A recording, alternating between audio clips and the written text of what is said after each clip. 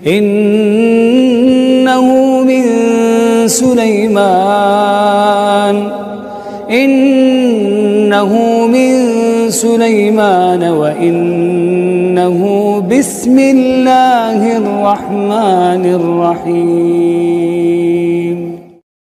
Bagaimana negeri para nabi dan negeri yang bersejarah yang ada ikatan dengan kaum muslimin, mereka sedang digempur habis-habisan oleh tentara Zionis. Ditambah-tambah kemudian hari ini bukan hanya ratusan, sudah ribuan jiwa melayang. Lalu apa kepedulian kita kepada mereka? Makanya kita akan coba mengangkat sejarah Palestina, karena sejarah ini harus tetap ada dalam pikiran kita. Jangan sampai kita bodoh dan tidak tahu urusan Palestina.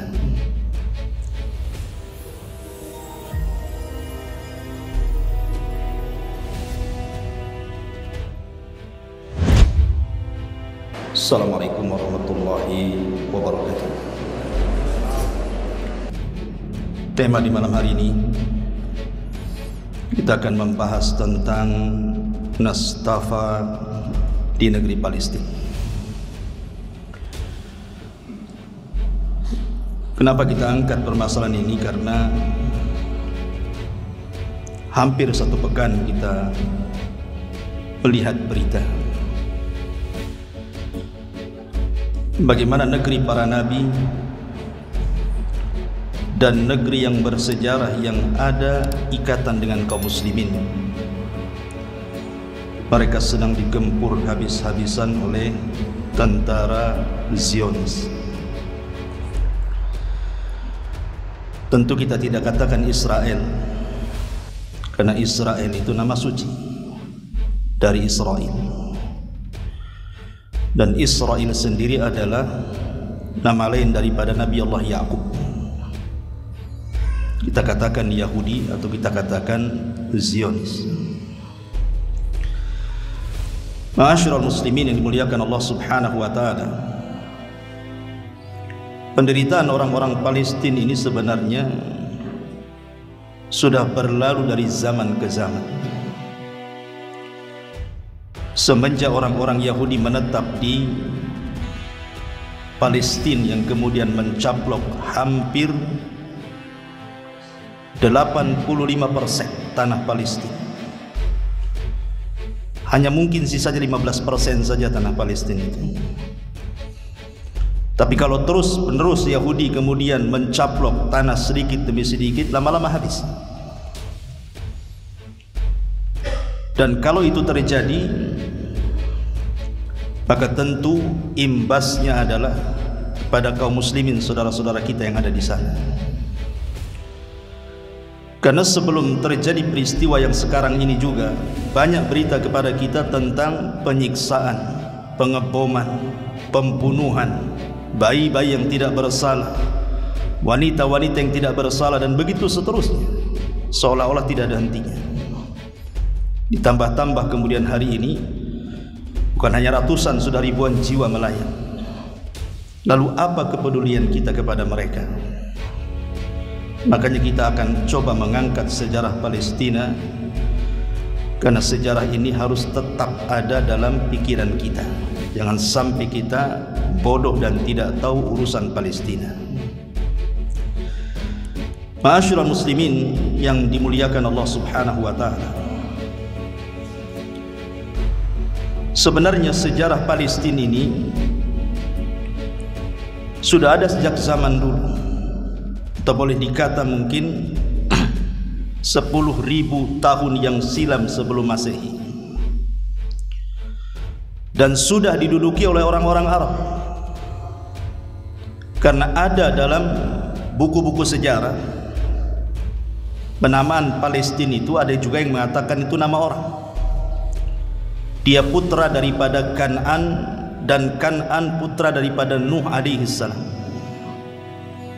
Artinya kabilah yang menetap pertama adalah kabilah Kan'aniyun, dan mereka asli orang-orang Arab.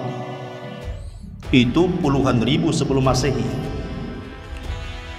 Karena Yahudi ini menduduki Palestina ini kan baru-baru ini saja, mungkin sekitar 1 abad lah, 100 tahun setelah Perang Dunia Pertama kan. Ketika itu dimenangkan oleh Inggris.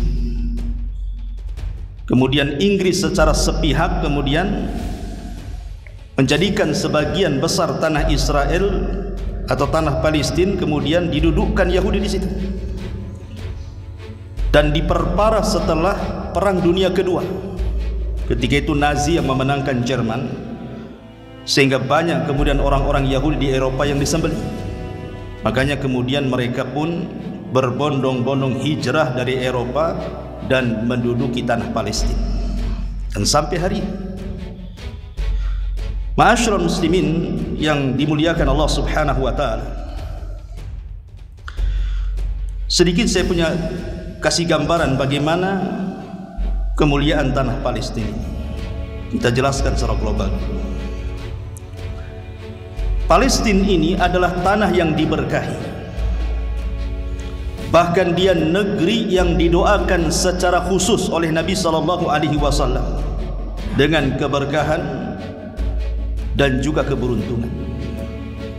Allahumma barik li Syamina, kata Rasul. Ya Allah, berkahi negeri Syam kami.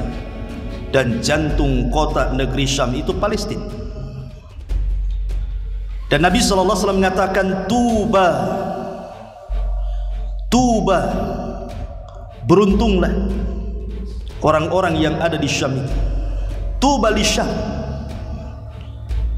Kemudian para sahabat mengatakan, walima ya Rasulullah, kenapa wahai Rasul? Rasul SAW mengatakan, karena di atas langit negeri Syam dibentangkan sayap-sayap malaikat dan mendoakan kebaikan kepada para penduduknya. Terlebih di Palestina ini ada Masjidil Aqsa, salah satu daripada masjid yang pernah dijadikan kiblat kaum muslimin. Bahkan Rasul pernah berkiblat dalam salatnya ke Baitul Maqdis di Mekah, kemudian hijrah ke Madinah, berkiblat selama 16 sampai 17 bulan, baru kemudian dialihkan ke Baitullah Al-Haram. Artinya bahwa Baitul Maqdis ada sejarah, ada kaitan dengan kita kaum muslimin, karena dia adalah kiblat daripada kaum muslimin sebelum adanya peralihan kiblat. Bahkan Palestina sendiri, khususnya Al-Quds, Al-Quds itu yang sekarang kita kenal Masjidil Aqsa, masalahnya Al-Quds sendiri kan dijadikan keyakinan tiga agama, bahwa tempat itu, kalau orang barat menyebutnya Yerusalem, kalau kita menyebutnya Al-Quds, itu 3 agama mengklaim di situ semua tempat suci. Adapun Yahudi menganggap itu tanah perjanjian bagi mereka. Adapun Nasrani mengatakan bahwa itu akhir perjamuan Isa bin Maryam dengan mereka. Bahkan sebagian mereka mengatakan disitulah letak Isa disalib. Walaupun kita kaum muslimin tidak menganggap Isa disalib. Isa itu diangkat ke langit. Wa ma qatalu wa ma sallabuhu walakin syubbihalah. Isa tidak dibunuh, Isa tidak disalib, bahkan Isa diangkat ke langit. Itu keyakinan kita kaum muslimin. Ma'asyiral muslimin yang dimuliakan Allah Subhanahu wa taala.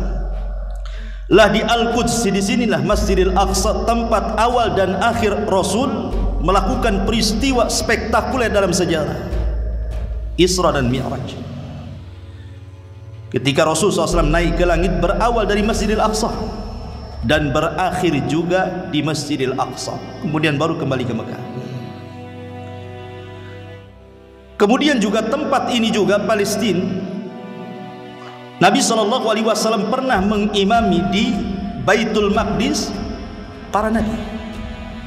Rasul yang menjadi imam dan seluruh para nabi menjadi makmum di belakangnya, untuk menunjukkan bahwa estafet ajaran kenabian ditutup dengan kenabian Nabi SAW dan dinobatkan menjadi Sayyidul Anbiya wal Mursalin, pemimpinnya para nabi dan rasul. Bahkan di tempat ini pula turun banyak wahyu-wahyu langit. Di sini turun Taurat, turun Zabur, turun Injil, dan juga Suhuf.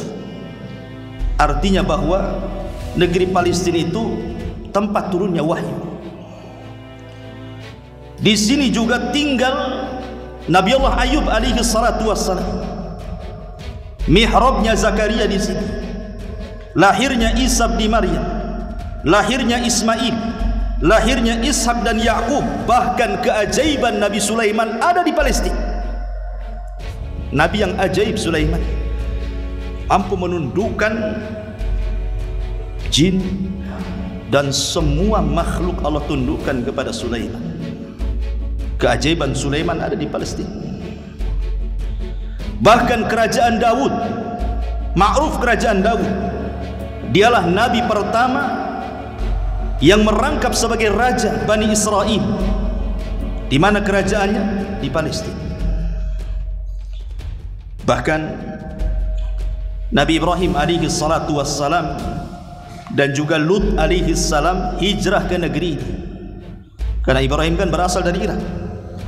Begitu juga Lut kemudian hijrah ke tanah Palestina. Bahkan para nabi dan rasul banyak diturunkan di Palestina, bukan hanya ratusan ribuan para nabi Bani Israel. Bahkan sebagian mereka dikubur di Palestina. Seperti Nabi Ibrahim dikubur di Palestina. Nabi Yakub asalnya di Mesir. Karena ketika kemudian Nabi Yusuf berada di Mesir, diboyong semua keluarganya. Tapi sebelum wafatnya dia berpesan ingin berziarah ke Palestina. Allah takdirkan meninggal di situ dan dikuburkan di situ. Nabi Allah Yusuf alaihi salam berwasiat agar jasadnya dibawa ke Mesir. Dan wasiatnya kemudian dilaksanakan oleh Nabi Musa alaihi salam saat melakukan perjalanan membawa Bani Israel dari Mesir ke Palestina, membawa jasadnya Yusuf di situ dan dikuburkan di Palestina. Kemudian Nabi Daud, Zakaria, Yahya semua dikubur di Palestina dan banyak para nabi dikubur di situ. Bahkan tadi saya sudah katakan para malaikat berbondong-bondong mengepakkan sayapnya di tanah Palestina dan mendoakan kebaikan para penghuninya. Bahkan Masjidil Aqsa sendiri secara khusus satu di antara 3 tempat yang kalau kita berziarah ke situ berpahala. Kata Nabi SAW, la tushaddur rihal illa ila 3 masajid. Tidak boleh kalian melakukan perjalanan dalam rangka beribadah mencari pahala kecuali ke 3 masjid saja. Dan di dunia hanya 3 masjid. 1 Masjidil Haram, 2 Masjidil Aqsa, dan 3 Masjid Nabawi. Bahkan kenapa kemudian Masjidil Aqsa itu disebut Al-Quds, tempat yang disucikan? Karena di antara doa Nabi Allah Sulaiman alaihi salam saat selesai membangun Masjidil Aqsa, Nabi Sulaiman kan meminta 3 doa. Yang pertama, agar hukum dalam pemerintahannya sesuai dengan hukum Allah dan Allah kabulkan. Yang kedua, agar apa yang Allah anugerahkan kepadanya mampu menundukkan angin, awan, jin dan kekuasaan yang besar tidak boleh diberikan kepada siapapun setelahnya dan Allah kabulkan. Kemudian yang ketiga, siapapun yang datang ke Masjidil Aqsa tidak ada niat kecuali sholat, maka dia keluar dari masjid seperti bayi yang baru dilahirkan anaknya, keluar tanpa dosa. Kata Rasul, yang 2 sudah dikabulkan, dan yang ketiga mudah-mudahan aku berharap itu pula yang Allah kabulkan kepadaku. Ma'asyiral muslimin yang dimuliakan Allah Subhanahu wa taala. Bahkan di akhir zaman, tanah Palestina adalah tempat di mana Al-Mahdil Muntadhar Muhammad ibn Abdullah akan memimpin kekuatan kaum muslimin. Ketika Rasul SAW mengatakan imaratul Baitil Maqdis kharabu Yathrib, ketika imarah kekuasaan tegak di Baitul Maqdis, robohlah Yathrib. Maka ketika itu yang memimpin adalah Al-Mahdil Muntadhar, Imam Mahdi yang kita tunggu-tunggu, Muhammad ibn Abdillah. Bahkan nanti seluruh kaum muslimin akan berkumpul di situ untuk melawan orang-orang Yahudi, dan dari situlah terjadi perang yang disebut dengan Armageddon, yang Islam menyebutnya sebagai Malhamatul Kubra. Bahkan disinilah Isa bin Maryam turun di akhir zaman. Bahkan dekat Palestina ini pula yang sekarang disebut tanah Israel, Dajjal akan dibunuh di situ. Dan negeri Israel juga masih negeri Palestina. Itu kan caplokan saja. Artinya Dajjal turun juga di sini. Muncul di sini dan akan dibunuh pula di sini. Munculnya di Iran, Khurasan, dan akan terbunuh di Babil Lut. Kemudian juga negeri Israel negeri Palestina ini berkumpulnya manusia di akhir zaman. Ketika Nabi SAW, dan ini tanda-tanda kiamat sebelum terjadi kiamat besar, ketika api muncul dari negeri Yaman Aden, kemudian bersatu dengan api yang berkumpul di Hijaz, kemudian menggiring manusia ke tempat perkumpulan mereka di Syam, tepatnya di negeri Palestina. Mereka akan berkumpul di sini, dan kehancuran Yahudi di tangan kaum muslimin berawal dari Palestina. Bahkan disinilah kiamat dibangkitkan. Ma'asyiral muslimin yang dimuliakan Allah Azza wa Jalla, itulah sekilas secara global keutamaan Palestina. Bahkan bukan hanya negerinya para nabi, negeri Palestina ini, tapi juga negerinya para sahabat Nabi SAW. Di zaman Umar bin Khattab radhiyallahu anhu, ketika Umar kemudian berusaha membuka negeri-negeri sampai ke Persia, akhirnya kemudian berhasil merebut Al-Quds dari tangan orang-orang Romawi.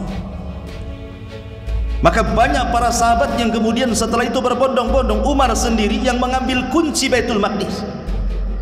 Di sana ada Abu Ubaidah ibnul Jarrah, sahabat yang dikatakan Nabi SAW aminu hadhil ummah, sahabat yang paling amanah di antara umat ini. Di sana ada Khalid ibn Walid. Siapa yang tidak kenal Khalid bin Walid? Jenderal perang yang perang tidak pernah dikalahkan. Anas ibn Malik, seorang sahabat yang banyak meriwayatkan hadis Nabi SAW, satu di antara 7 sahabat yang disebut al-mukthiruna fil hadis. Di sana ada Mu'adz bin Jabal, sahabat meninggal di sana dan dikubur di sana. Seperti Ubadah ibn Samit radhiyallahu anhu, orang yang pertama kali dijadikan hakim oleh Umar bin Khattab radhiyallahu anhu saat pembebasan Palestina, meninggal di Palestina dan dikubur di sana. Saddad ibn Aus, dia tinggal di Baitul Maqdis, kemudian meninggal pada kurun kekuasaan Muawiyah ibn Abi Sufyan radhiyallahu anhu. Bahkan kuburannya dekat dengan Masjidil Aqsa. Kemudian Salam ibn Qaisar al-Hadrami radhiyallahu anhu, 2 dari sisi ibadah, 3 dari sisi peradaban ataupun budaya, dan 4 dari sisi sejarah. Itu semua ada mengait dengan kita kaum muslimin. Adapun dari sisi akidah, Palestina secara umum berabad-abad dikuasai kaum muslimin. Berabad-abad ikhwan, kaum muslimin itu menguasai negeri Palestina dari mulai Daulah Umayyah. Daulah Umayyah itulah yang kemudian menerapkan hukum di negeri Palestina ini. Dari tahun 661 Masehi sampai kepada 750 Masehi, semua hukum yang berlaku di Palestina itu di bawah kekuasaan Sulaiman ibni Abdul Malik, satu di antara penguasa Umayyah. Kemudian Daulah Umayyah tumbang, naik Daulah Abbasiyah, dan Palestina masih di bawah hukum Islam. di bawah Daulah Abbasiyah dari tahun 750 Masehi sampai 1200